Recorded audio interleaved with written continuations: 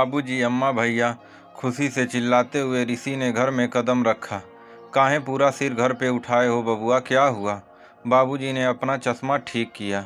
बाबूजी, मेरी मेहनत सफल हो गई, कहते हुए खुशी से ऋषि ने उनके पैर छू लिए। उसकी आवाज़ रूंध गई और आंखें भर आई। अब कुछ बोलेगा भी या बस पहेलियां ही बुझाते रहेगा? इतना खुश है मतलब लड्डू बांटने वाली खबर है। जा रामू, 1 किलो लड्डू ले आ, जेठ जी बोले। ऋषि की आवाज़ से पूरा घर इकट्ठा हो गया। सबके चेहरे पर उत्सुकता थी। हमेशा शांत, धीर, गंभीर रहने वाला ऋषि आज छोटे बच्चे जैसे खुशी से नाच रहा था। रीना और ऋषि का खुशहाल संयुक्त परिवार है। सास, ससुर, जेठ, जेठानी, 2 नंदे, देवर, देवरानी से भरा पूरा सुखी परिवार। दोनों नंदों की शादी हो चुकी है और अपने अपने घर में खुश हैं। सास, ससुर, जेठ, जेठानी के साथ गांव में रहते हैं। ऋषि बड़े शहर में एक बहुराष्ट्रीय कंपनी में बहुत अच्छे पद पर नौकरी करता है और देवर भी दूसरे शहर में एक सरकारी स्कूल में प्राध्यापक है। जेठ, जेठानी बहुत ही सरल स्वभाव के हैं। जेठ जी ने घर की परिस्थिति ठीक ना होने की वजह से अपनी पढ़ाई बीच में छोड़कर दुकान और खेत संभाल लिए और चारों छोटों भाई बहनों को उच्च शिक्षा दिलवाई। ऋषि और रीना हमेशा उनके इस त्याग और उनके बलिदान को याद रखते हैं। देवरानी सौम्या थोड़े अलग स्वभाव की है। ऋषि अपने पति की सरकारी स्कूल की नौकरी की तुलना अक्सर किया करती। रीना और उसकी जेठानी में खूब बनती थी। वो भी उसे फूटी आँख नहीं सुहाता। भैया 1 किलो नहीं 5 किलो गेहूँ मंगवाओ, अब हमारे अच्छे दिन आ गए। मेरी कंपनी मुझे 3 साल के लिए विदेश भेज रही है। खुशी के मारे ऋषि के पांव जमीन पर नहीं पड़ रहे थे। ऋषि की बात सुनकर पूरे घर में उत्सव का माहौल हो गया, पर रीना से देवरानी सौम्या के चेहरे के भाव छुपे ना जा सके। वो मुस्कुराने की जबरदस्ती कोशिश कर रही थी। वाह ऋषि, ये तो सच में बहुत अच्छी खबर है, पर बेटा 3 साल तो बहुत ज़्यादा का समय है। इतने दिन तुम्हें देखे बिना।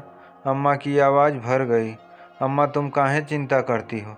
3 साल तो चुटकियों में निकल जाएंगे। फिर मैं भी हूँ, मुन्ना भी यहीं है। जेठ जी ने अम्मा को समझाया। भैया अकेले जाएंगे, आप भी जाओगी भाभी? सौम्या धीरे से फुसफुसाई। रीना ने तो इस ओर ध्यान ही नहीं दिया था। अरे 3 साल उसे भी ऋषि के बिना यहाँ अकेले बिताने पड़ेंगे क्या? सौम्या, पहले मैं जाऊँगी, फिर वहाँ थोड़ा सेटल होकर 3-4 महीने बाद रीना को बुला लूँगी। कंपनी उसके वहाँ जाने का खर्चा भी देगी।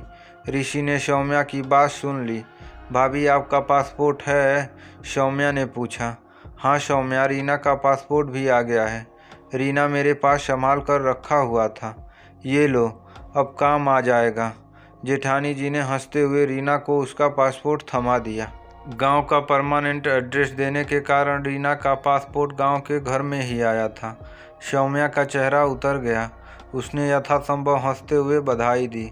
गांव के घर में वैसे तो सारी सुविधाएं थी, पर नहाने का पानी गर्म करने और खाना बनाने के लिए चूल्हे का ही इस्तेमाल होता था। सासू माँ और ससुर जी को चूल्हे पर बना खाना ही पसंद था, जिसकी जिम्मेदारी जेठानी जी ने खुशी खुशी उठाई थी।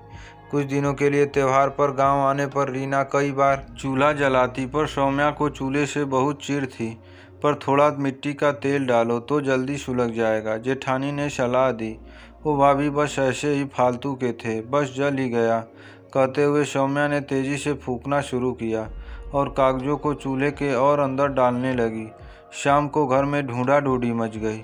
रीना का पासपोर्ट कहीं खो गया। मैंने यहीं टीवी के ऊपर ही रखा था, मुझे अच्छे से याद है। रीना अपनी सफाई दे रही थी। ऋषि उस पर नाराज हुए जा रहा था। बहुत ढूंढने पर भी रीना का पासपोर्ट नहीं मिला। अचानक जेठानी जी को कुछ याद आया। वो तेजी से बुझे हुए चूल्हे के पास पहुंची और लकड़ी से राख को उलटने पलटने लगी। जेठानी जी के हाथ में पासपोर्ट का अधजला प्लास्टिक का कवर आ गया। सौम्या डर के मारे पीली पड़ गई। वो दौड़कर उनके पास पहुंची और उनके पैर पकड़ लिए। जेठानी जी ने जलती हुई आंखों से उसको घूरा। सौम्या, तुम ऐसा कर सकती हो? मैंने सपने में भी नहीं सोचा था। भाभी, मुझे माफ़ कर दो। ईर्ष्या के कारण मैंने ये घिनौना काम किया। आप प्लीज़ किसी से कुछ मत कहिएगा। मैं बहुत शर्मिंदा हूँ। रीना ने भी ये दृश्य देख लिया। उसे बहुत गुस्सा आया और दुख भी हुआ। सौम्या, मैंने हमेशा तुम्हें अपनी छोटी बहन माना, पर तुम ये कर सकती हो, विश्वास ही नहीं होता। भाभी, मुझसे सच में बहुत बड़ी गलती हो गई। मुझे माफ़ कर दीजिए। सौम्या की आंखों से आंसू बह रहे थे। आज तूने देवरानी जेठानी के रिश्ते को कलंकित कर दिया। सौम्या सच ही है, देवरानी कभी बहन नहीं बन सकती।